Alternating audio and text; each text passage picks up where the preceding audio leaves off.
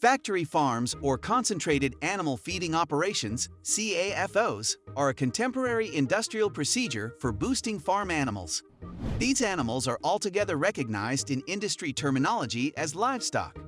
Factory farming is a pattern of intensive agriculture constructed to maximize earnings by utilizing as few resources as feasible.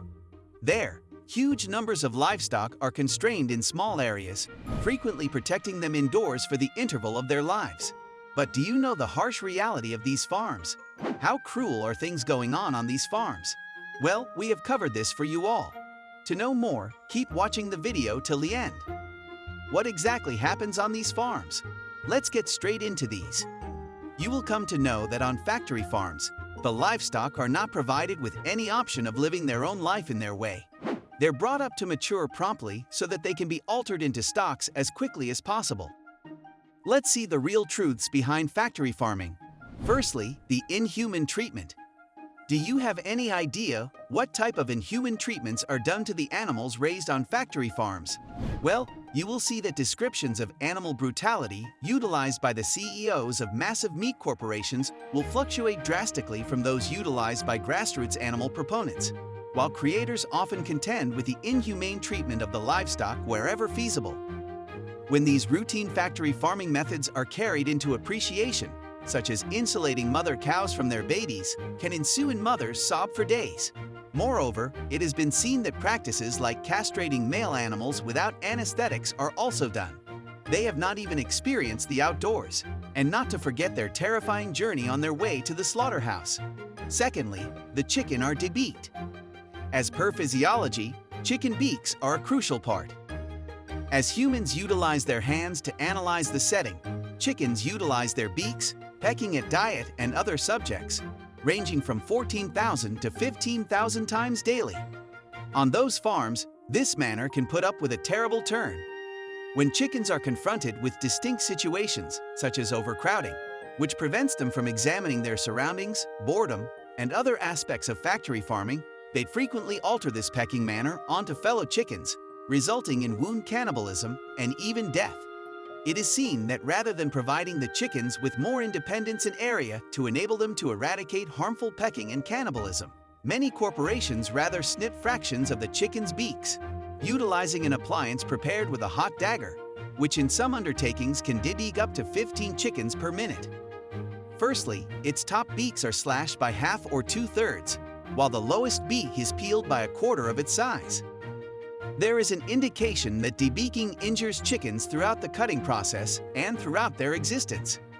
The wild chickens, or those maintained in non-intensive farming circumstances, do not come to be cannibalistic or require their beaks garnished to associate with one another properly. Thus, you can see that these exercises give a surge to these unusual behaviors. Cows and pigs are tails docked. You will be shocked to know that the livestock on factory farms, including cows, sheep, and pigs' tails, are removed routinely, and this procedure is recognized as tail docking. These methods are normally accomplished without anesthetics. Although these are prohibited in specific areas due to the long-term discomfort, they are understood to result in farmed animals. The process of tail docking is accomplished for various justifications. In pigs, just like the chickens, the aggravating, unusual circumstances on factory farms navigate the animals to crunch one another's tails, which causes damage and occasionally diseases. Tail docking is constructed to eliminate the tuft of hair at the verge of the tail that can attract other pigs to bite. This process is also constructed to result in injury on the pig's tail so that they additionally energetically avoid being bitten. In cows, tail docking is conducted to formulate milking simpler and more affluent for laborers. The surveys show that the dairy industry reveals purported advantages for cows in periods of enhanced hygiene, but some researchers deny these assertions.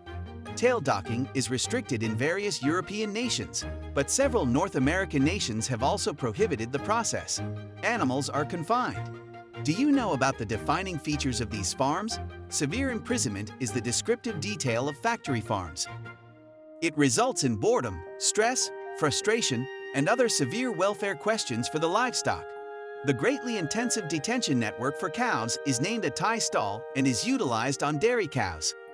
The cow spends all her duration tied into a solitary stall, and then in a flexible stall in which they are enabled to roam around a tiny shed. However, it cannot deny the fact that these cows spend their entire lives indoors. One research establishes that detention of any kind, when correlated with raising cows in a meadow, negatively affects welfare in many concerns. Several chickens that are raised for meat are known as the broiler chicken. They are protected in battery cages, with approximately the same proportion of area as an article of lined paper. Moreover, the female pigs utilized for breeding are classed in gestation crates so tiny that they cannot circle for the extent of their lives. Genetic manipulation. One aspect that has grown significantly in those farms is genetic manipulation is taking many configurations. Factory-farmed animals can be nourished to acquire certain characteristics. For instance, broiler chickens are frequently constructed to thrive with larger breasts, as breast meat is popular among buyers. However, this expanded body load is odd for the birds and results in a host of weakening medical situations, like the bird's age. Genetic manipulation can similarly direct to exacerbating circumstances for the livestock. Cows frequently evolve without horns, facilitating more cows to be loaded into tinier regions. While this may improve farm production, it diverts from animal interest. This is a major disadvantage of genetic manipulation. Genetic modification holds up dangers to both human and animal fitness. Over the duration, developing such desired characteristics in farmed animals can direct to each animal evolving almost genetically similar, which enhances the already high epidemic risk inside CAFOs. Under ordinary situations, individual genetic fluctuations act as speed collisions on the road to a viral dispatch. Big numbers of genetically similar animals enable viruses to dissipate much shortly and potentially become more virulent. Is factory farming harmful to humans too?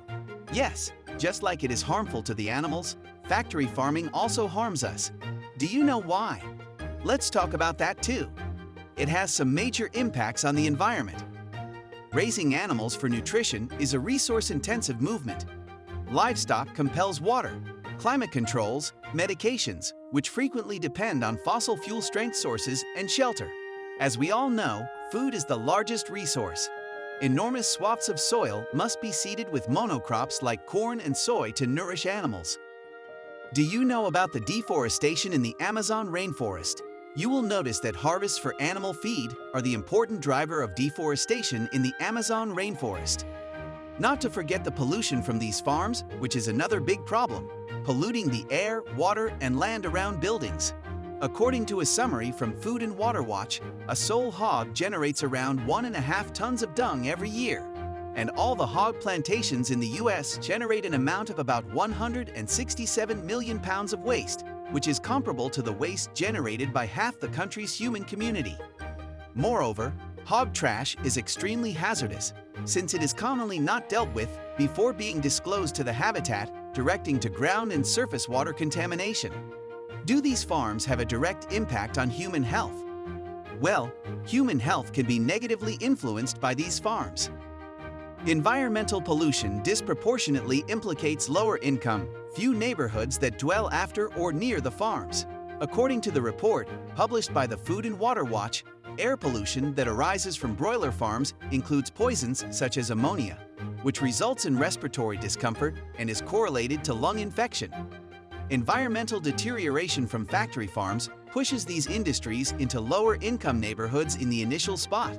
These farms operate based on the hypothesis that civilization in these areas will be less of a battle than in more wealthy, white-dominated regions. This is an illustration of environmental discrimination. Moreover, human health is influenced by factory farms because of the bacterial contamination of meat, like E. coli and Salmonella, which result from fecal contamination and are incredibly widespread in chicken flesh. So now you can clearly understand the harsh facts about these factory farms. Do you know why these farms are still running? Let me know in the comments section below.